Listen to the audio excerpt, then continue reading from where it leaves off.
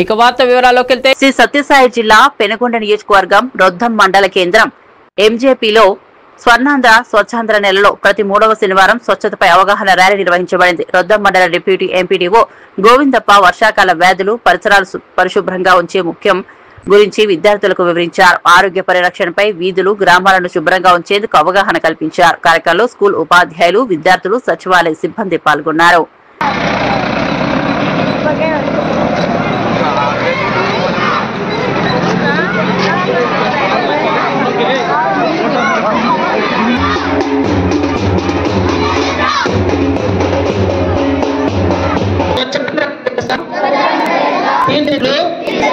నా వంతు కృషి చేస్తానని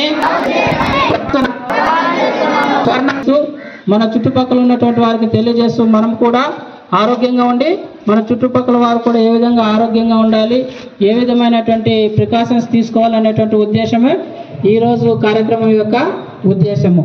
ముఖ్యంగా వర్షాకాలంలో మనము ఎటువంటి రోగాలు ఎటువంటి ఇబ్బందులు వస్తుంటాయంటే ఎండ వేడిమికి మనము తట్టుకోలేక ఈ వర్షాకాలం అనేటువంటిది ఎంటర్ అవుతుంది. వర్షాకాలం ఎంటర్ అయినప్పుడు మనకు మరి ఈ వాతావరణం చల్లబడుతుంది. అదేవిధంగా వర్షాలు బాగా పడడం వలన ఎక్కడ పడితే అక్కడ నీళ్లు గుంతల్లో కానీ డ్రైనేజీల్లో కానీ చెరువుల్లో కానీ నీరు ఎక్కువగా ఉంటుంది. నీరు ఎక్కువగా ఉండడం వల్ల కొన్ని రోగాలు వచ్చేటువంటి ప్రమాదం ఉంది. ఎందుకంటే ఎక్కడైతే నీరు ఎక్కువగా నిల్వ ఉంటుందో డ్రైనేజీల్లో